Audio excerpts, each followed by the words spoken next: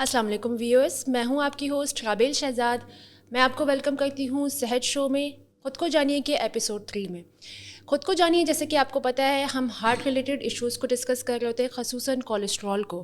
تو ہم بہت سارے ماہرین کو بلا رہے ہوتے ہیں جو کہ آپ کی انفارمیشن میں اضافہ کرتے ہیں. آج ہمارے پاس جو ماہرین موجود ہیں وہ کسی تعارف کے محتاج نہیں ہیں کارڈیولوجی کی دنیا میں.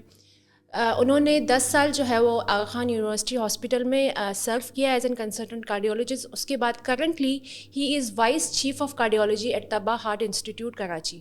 سو I welcome doctor Irfan Elahi Chandna. Thank you so much sir for coming and for giving us the time. آپ کی بزی اسکیجول میں سے آبویسلی آپ کو مشکل ہوتا ہوگا، but we are very thankful کہ آپ نے ٹائم نکالا اور آپ ہمارے ساتھ اس صحت شو میں آئے اور ویورس کی انفارمیشن کے لیے اضافہ کرنے کے لیے آپ ہمارے ساتھ یہاں پہ موجود ہیں. سر میں آپ سے یہ پوچھنا چاہوں گی، کیونکہ ہمارا خود کو جانیے کہ جو پوڈ کاسٹ ہے اٹس ریلیٹڈ ٹو کولیسٹرول. تو سر پہلے تو آپ یہ ہمارے ویورس کو بتائیں کہ کولیسٹرول کیا چیز ہوتی ہے، اچھا کولیسٹرول اور برا کولیسٹرول کیا ہوتا ہے، اور کولیسٹرول کے نمبرز جو ہیں وہ کیا بتاتے ہیں، اور کیا ہر انسان کے لیے، ہر انڈیویجول کے لیے وہ نمبرز سیم ہوتے ہیں، ان کی ٹارگیٹ گولز جو ہیں وہ سیم ہوتے ہیں. تو پلیز سر. سب سے پہلے تو آپ کا بہت بہت شکریہ فار دس کائنڈ انویٹیشن. اور مجھے امید ہے کہ جو بھی ہمارا ڈسکشن ہوگا اور اس میں جن چیزوں کے بارے میں ہم بات کریں گے وہ عام پبلک کے لیے یوزفل ہوں گی، کیونکہ یہ وہ چیزیں ہیں جو بہت سارے ہمارے مریض ہم سے کلینک پہ کویشچنس کر رہے ہوتے ہیں. اچھا، کولیسٹرول جو ہے وہ ایک طرح کی چکنائی ہے جو ہمارے جسم میں کافی سارے یوزفل کام کرتی ہے. ٹھیک ہے، تو اگر یہ کولیسٹرول جو ہے یہ خاص لیول میں ہو تو یہ ہمارے لیے بہت زیادہ فائدہ مند ہے، لیکن اگر یہ ایکسیس میں ہو، روٹین سے زیادہ ہو، تو یہ ہمیں نقصان پہنچاتا ہے. جب ہم کولیسٹرول چیک کرتے ہیں تو ہم بلڈ میں چیک کرتے ہیں، اور یوجولی جو اس ٹیسٹ کا نام ہے وہ لپڈ پروفائل، جس میں ہم ڈفرینٹ قسم کے کولیسٹرول اور ایک اور دوسری چکنائی ہوتی ہے ٹرائیگلیسرائڈ، وہ ہم اس میں چیک کرتے ہیں. LDL از بیڈ کولیسٹرول، جو اگر زیادہ ہو تو اس کی وجہ سے جو ہماری شریانیں ہیں اس میں بلاکیجز بنتی ہیں. HDL از گڈ کولیسٹرول، جو ہمیں شریانوں کی بلاکیجز اور دل کی بیماری سے بچاتا ہے.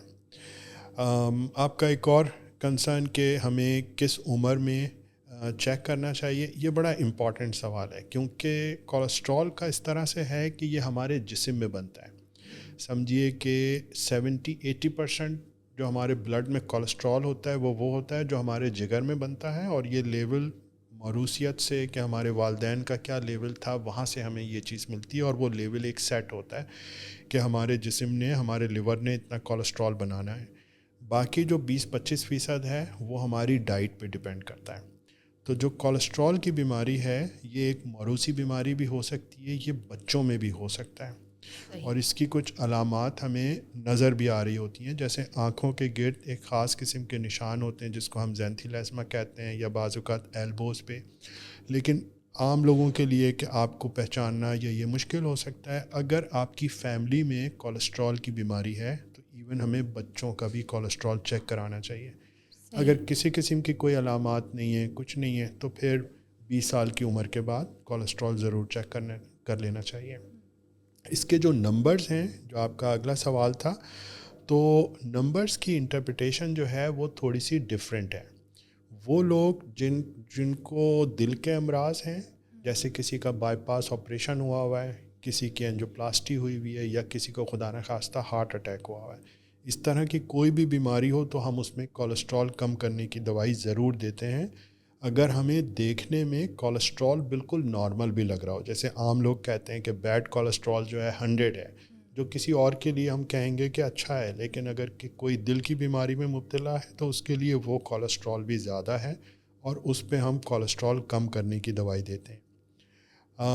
اسی طرح سے جن لوگوں کو ڈائبٹیز ہے تو ان میں بھی کیونکہ شوگر کی وجہ سے دل کی بیماری کا اور شریانوں میں بلاکیجز بننے کا خطرہ زیادہ ہوتا ہے، تو ان لوگوں کو بھی اگر ان کی عمر 40 سال سے زیادہ ہے ہم کولیسٹرول کی دوائی دیتے ہیں. تو یہ بہت امپورٹنٹ ہے کہ اگر آپ کو خدا نخواستہ کوئی دل کا مرض ہے یا شوگر ہے تو آپ کا لپڈ پروفائل، کولیسٹرول لیول ضرور چیک ہونا چاہیے، اور اگر اس لیول کو دیکھتے ہوئے آپ کے ڈاکٹر آپ کو دوائی کا مشورہ دیتے ہیں تو وہ ضرور لینی چاہیے. اس سے ہمارا فیوچر کا رسک جو ہے وہ کم ہو جاتا ہے.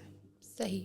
اچھا، جس طرح سے ابھی ڈاکٹر صاحب آپ نے بولا کہ 20 سال کی عمر میں اگر فیملی میں نہیں بھی ہے کولیسٹرول، تب بھی ہمیں ایوری انڈیویجول کو 20 سال کی عمر کے بعد جو ہے ہر سال ایک دفعہ کولیسٹرول لپڈ پروفائل کرا لینا چاہیے، یا 3 سال 5 سال کچھ اس کا کوئی ٹائم ہاں، لمٹ آپ بتائیں گے یہ ہمارے ویورز کو؟ یوزولی اس میں لیولز چینج نہیں ہوتے. تو اگر اچھا، آپ نے ایک دفعہ چیک کر لیا اور وہ نارمل ہیں تو پھر آپ 5 سال کے بعد اس کو ری چیک کر سکتے ہیں. صحیح.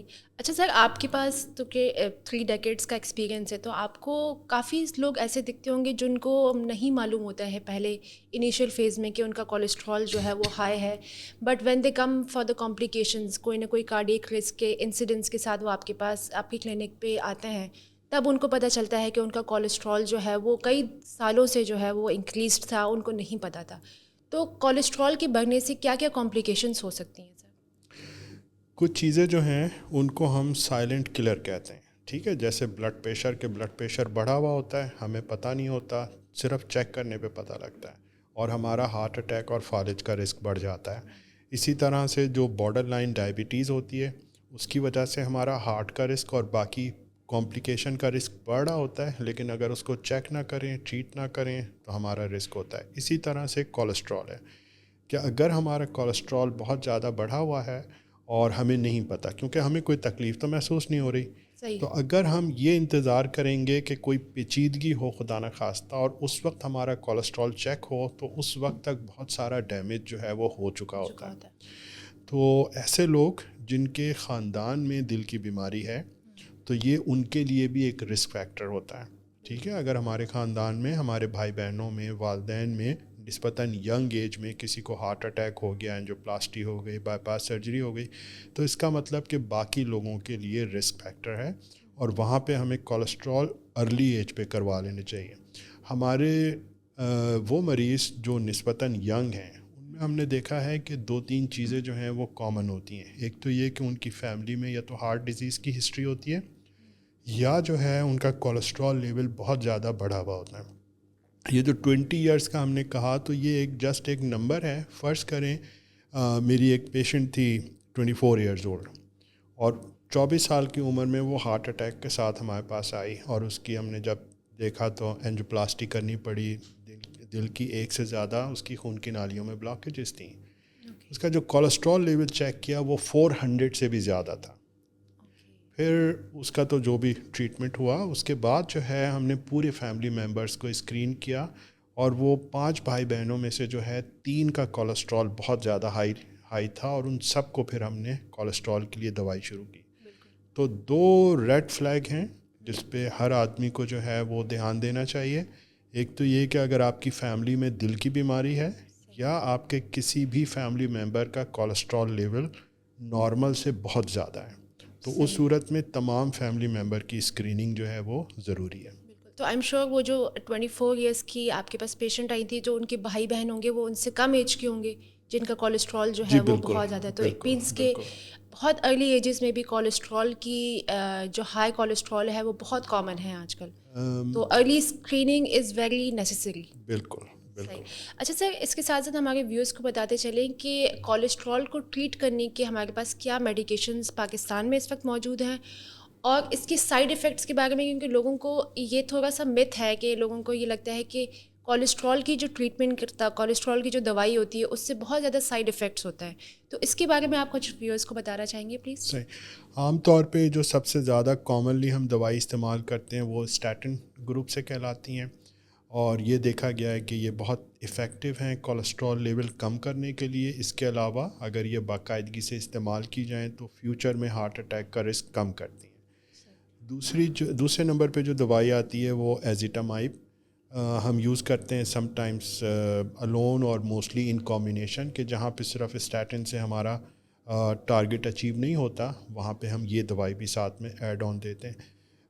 کچھ اور نسبتاً نئی دوائیاں ہیں جو ابھی ہمارے یہاں پروسیس میں ہیں کہ ہوپ فلی وہ اویلیبل ہوں گی، تو وہ at this point in time وہ ابھی صرف اسپیشلائزڈ گروپ کے لیے، کہ جو یہ فرسٹ لائن تھراپی کو رسپونڈ نہیں کرتے یا جن کے کولیسٹرول لیول بہت زیادہ ہوں، ان کے لیے وہ دوائیاں ہیں. امپورٹنٹ چیز ایک یہ ہے کہ جیسے ہم بلڈ پریشر کی بات کریں، شوگر کی بات کریں یا کولیسٹرول کی، ہمارے کافی سارے مریض ایسے ہوتے ہیں جس میں یہ ساری چیزیں کمبائن ہوتی ہیں، اور یہ ان کا ایج گروپ ہوتا ہے 45، 50، 60 کا ایج گروپ ہوتا ہے. اس کو ہم میڈیکل کی ٹرم میں میٹابولک سنڈروم کہتے ہیں. اور اس میں جو ہے وہ لائف اسٹائل کی بہت امپورٹنس ہے. اگر کسی کا وزن زیادہ ہے، ایکسرسائز نہیں کرتے ہیں، ڈائٹ کا خیال نہیں کرتے ہیں، تو اگر وہ ان 2-3 چیزوں کا دھیان کریں تو جو بارڈر لائن ڈائبٹیز ہے وہ بھی ریورس ہو سکتی ہے، جو بارڈر لائن بلڈ پریشر ہے وہ بھی امپروو ہو سکتا ہے، اوور آل فٹنس بہتر ہو سکتی ہے. اس کے علاوہ کولیسٹرول لیول پہ ہم ڈائٹ اور ایکسرسائز سے ایکسپیکٹ کرتے ہیں کہ تقریباً 10، 15، 20% جو ہے امپرومنٹ وہ کولیسٹرول وہ ایکسرسائز اور ڈائٹ کا دھیان کرنے سے 15 to 20% کولیسٹرول ریڈکشن جو ہے وہ ہو سکتی ہے. اچھا، یہاں پہ ایک امپورٹنٹ چیز ہے. بعض اوقات جب ہم اپنے مریضوں کو دوائی سجیسٹ کرتے ہیں تو ان کا کویشچن ہوتا ہے کہ ڈاکٹر صاحب میں دوائی نہیں کھانا چاہتا، کیا مجھے ڈائٹ اور ایکسرسائز یا کوئی ایسی غذا بتا دیں کہ جس سے یہ چیز بہتر ہو جائے. ہمیں پتہ ہے کہ کیونکہ کولیسٹرول جو ہے وہ ہمارے جسم میں لیور میں بن رہا ہے اور جو اس کا لیول سیٹ ہے، تو صرف ڈائٹ اور ایکسرسائز سے ہم اپنا ٹارگٹ اچیو نہیں کر سکتے. یقیناً اس سے فائدہ ہوتا ہے، لیکن یہاں پہ دوائی لینی بھی ضروری ہے. اور یہ ہم کس بنیاد پہ کہہ رہے ہیں کہ لاکھوں لوگوں پہ اس چیز پہ ریسرچ ہو چکی ہے، اور یہ تمام جو دنیا کی گائیڈ لائنز ہیں اس میں ریکمنڈیشنز ہیں. آپ کا اگلا سوال تھا کہ دوائیوں کے سائیڈ ایفیکٹ. اچھا دیکھیں، اس میں پہلی ایک امپورٹنٹ چیز یہ ہے کہ سائیڈ ایفیکٹ کا مطلب یہ ہوتا ہے کہ اگر ہم ہزاروں لوگوں کو، لاکھوں لوگوں کو وہ دوائی استعمال کرائیں تو اس میں سے چند کو انڈیزائربل ایفیکٹ ہوتے ہیں، اس کو ہم سائیڈ ایفیکٹ کہتے ہیں. ایسا نہیں ہے کہ اگر ہم 1000 لوگوں کو ایک دوائی دے رہے ہیں تو ان 1000 کے 1000 کو وہ پرابلم ہوگی. ٹھیک ہے، تو پہلی چیز تو یہ کہ یہ ریئر ہے سائیڈ ایفیکٹ کا مطلب. اچھا، دوسری بات یہ ہے کہ یہ دوائی جب ہم استعمال کرتے ہیں اسٹیٹن گروپ کی، تو اس میں سب سے کامن جو ہے کچھ لوگوں کو باڈی ایکس ہوتے ہیں. صحیح ہے. اچھا، باڈی ایکس دیکھیں تو وہ جو لوگ اسٹیٹنز یوز نہیں کر رہے ان میں بھی بہت کامن ہے. ٹھیک ہے، تو ایک تو ہم اگر کسی مریض کو ہم اسٹیٹن دے رہے ہیں اور اس کو باڈی ایکس ہو رہے ہیں تو ہمیں یہ ازیوم نہیں کرنا چاہیے کہ اسٹیٹن کی وجہ سے. تو پہلے تو یہ کہ آپ کی انڈیکیشن کلیئر ہو، جو بھی فزیشین پرسکرائب کر رہے ہیں کہ وہ یہ جو دوائی دے رہے ہیں تو واقعی سوچ سمجھ کے اور مریض کے لیے فائدے کے لیے دے رہے ہیں. کیونکہ اگر کسی کا بائی پاس ہوا ہے اور اس کو آپ یہ دوائی نہ دیں، یا اگر کسی کو ڈائبٹیز ہے اور آپ اس کو اسٹیٹن نہ دیں، تو اس کا ہارٹ اٹیک کا رسک جو ہے وہ کئی گنا بڑھ جاتا ہے، جس میں جان جانے کا خطرہ ہوتا ہے. تو آپ نے ہمیشہ جب بھی آپ کسی دوائی کو دیتے ہیں تو آپ نے یہ دیکھنا ہے کہ اس کے سائیڈ ایفیکٹ کا رسک کتنا ہے. فار ایگزامپل وہ 0.1% آتا ہے، پھر آپ نے دیکھنا ہے کہ اس کا بینیفٹ کتنا ہے. بینیفٹ کا آنسر آتا ہے کہ 10%. جب آپ 0.1% کو 10% سے کمپیئر کرتے ہیں تو آپ کا ذہن بھی کلیئر ہو جاتا ہے، اور پیشنٹ کو بھی یہ چیز سمجھانی ضروری ہے. وہ تمام بیماریاں جس میں کوئی تکلیف نہیں ہو رہی، وہاں پہ جب تک آپ کا مریض کنونس نہیں ہوگا کہ واقعی اس دوائی کا فائدہ ہے، تو وہ دوائی یوز کرنا بڑا مشکل ہے. بالکل ایسا ہی ہے. تو یہ امپورٹنٹ ہے کہ ہم اپنے مریض کو ایز اے فزیشین ہم اپنے مریض کو یہ چیز سمجھائیں کہ یہ دوائی ہم آپ کو کیوں پرسکرائب کر رہے ہیں، اس کے کیا بینیفٹس ہیں، اور اس کے جو ممکنہ سائیڈ ایفیکٹ ہو سکتے ہیں وہ بہت ریئر ہیں. اور اگر ایسی کوئی چیز ہو تو ہمیں واپس آ کے بتائیں. کچھ بلڈ ٹیسٹ اس کے لیے اویلیبل ہوتے ہیں، جیسے اگر ہم مسل سے ریلیٹڈ پرابلم سسپیکٹ کریں تو اس میں ایک CPK کا ٹیسٹ ہم کرا سکتے ہیں. اگر ہم جگر پہ سوزش کے سوچیں تو اس کے لیے ہم SGPT یا LFTs کا ٹیسٹ جو ہے وہ کر کے ہم بآسانی دیکھ سکتے ہیں. اور ہماری پریکٹس میں یہ ہے کہ ہمارے ہزاروں مریض جو ہے یہ دوائیاں استعمال کرتے ہیں. ہارڈلی ہمیں سمجھیے کہ 1000-2000 مریضوں میں سے کوئی 2-3 ایسے ہوتے ہیں کہ جس میں ہمیں دوائی کی ڈوز کم کرنی پڑتی ہے یا دوائی بند کرنی پڑتی ہے because of the side effect. اور جب آپ پراپر کسی ڈاکٹر کے ساتھ کنسلٹیشن کر رہے ہوتے ہیں اور وہ ڈاکٹر صاحب سب چیزوں کو مانیٹر کر رہے ہوتے ہیں تو بالکل بے فکری سے یہ دوائیاں جو ہیں وہ سیفلی یوز کی جا سکتی ہیں. Thank you so much sir. This was a very important point, کیونکہ کافی اس چیز کی ایک انڈرسٹینڈنگ ہے کہ اس کے سائڈ افیکٹس بہت زیادہ ہوتے ہیں. تو آپ نے یہ کلیئر کیا ہمارے ویورس کے لیے کہ سائڈ افیکٹس بہت زیادہ کم پائے جاتے ہیں, بٹ اگر اس کے بینیفٹس دیکھے جائیں, ان میڈیسنس کو لانگ ٹرم میں بینیفٹس دیکھے جائیں تو وہ کئی زیادہ ہوتے ہیں, اور یہ آپ کی فیوچر کی کمپلیکیشن سے ہمارے لوگوں کو بچا سکتا ہے. اچھا سر, بہت شکریہ آپ کے ٹائم کا اور آپ کی ویلیوبل نالج کا. سر, کچھ ٹیک ہوم میسیج آپ اپنے ویورس کو دینا چاہیں گے؟ ہم جو ہے وہ اگر ہمارے پاس ایک قیمتی گاڑی ہو تو ہم اس کا بڑا دھیان کرتے ہیں اور اس کو اچھے سے اچھے میکینک کے پاس لے کے جاتے ہیں, بلکہ میکینک بھی نہیں, جو اس کی ورک شاپ ہوتی ہے وہاں لے کے جاتے ہیں. ٹھیک ہے, اس میں کوئی بھی ہم ایسا کوئی پارٹ نہیں لگاتے, کوئی گلی محلے کے میکینک کو نہیں دکھاتے, ہم اس کی بڑی دیکھ بھال کرتے ہیں. لیکن ہمارا جسم جو ہے وہ اس قیمتی گاڑی سے کہیں زیادہ قیمتی ہے. ہماری گاڑی کے پارٹس تو مل جاتے ہیں, لیکن ہمارے جسم کے کوئی پارٹس اگر ضائع ہو جائیں تو وہ ہمیں دوبارہ نہیں مل سکتے. تو جو بھی لوگ یہ پیغام سن رہے ہیں ان کے لیے میسیج یہ ہے کہ prevention is better than cure. پرہیز جو ہے وہ علاج سے کہیں بہتر ہے. تو ہمیں تھوڑا سا یہ فوکس کرنا چاہیے کہ اگر ہمیں اللہ تعالیٰ کی طرف سے کوئی ایسی بیماری مل گئی ہے, جیسے بلڈ پریشر ہے, کولیسٹرول ہے, ڈائبٹیز ہے, ان سب بیماریوں کو انفارچونیٹلی ہم کیور نہیں کر سکتے, ختم نہیں کر سکتے, لیکن اگر ہم ان کو کنٹرول کریں تو پھر ہم فیوچر کے بہت سارے خطرات سے, فالج سے, ہارٹ اٹیک سے, آنکھوں کی خرابی, گردوں کی خرابی, ان سب چیزوں سے بچ سکتے ہیں. تو ہمیں تھوڑا سا فوکس جو ہے وہ اپنے لائف اسٹائل پہ, ڈائٹ, ایکسرسائز, اور اگر کوئی ایسی خدا نخواستہ چیز ہے یا اگر ہم پراپر ٹریٹ کریں تو کوالٹی آف لائف ہماری بہتر ہو سکتی ہے. زندگی موت اللہ کے اختیار میں ہے, جس ٹائم پہ جس نے جانا ہے وہ ضرور جائے گا, لیکن جس ٹائم تک ہم دنیا میں ہوں ہمیں اپنی یہ ایفرٹ کرنی چاہیے کہ ہم صحت کے ساتھ یہاں پہ رہیں. ٹھیک ہے, تو یہی میرا پیغام ہے اور اس پہ ضرور غور کیجیے گا. Thank you very much. Thank you so much doctor صاحب آپ کے ٹائم کا اور آپ کی ویلیوبل انفارمیشن کا. And thank you so much viewers آپ کے ٹائم کا. آپ لوگ نے لاگ ان کیا, ٹیون ان کیا, اور آپ نے آئی ایم شیور بہت مفید نالج میں آپ کے اضافہ ہوا ہوگا. اور ملتے ہیں نیکسٹ ایپیسوڈ میں. خود کو جانیے کہ تھینک یو.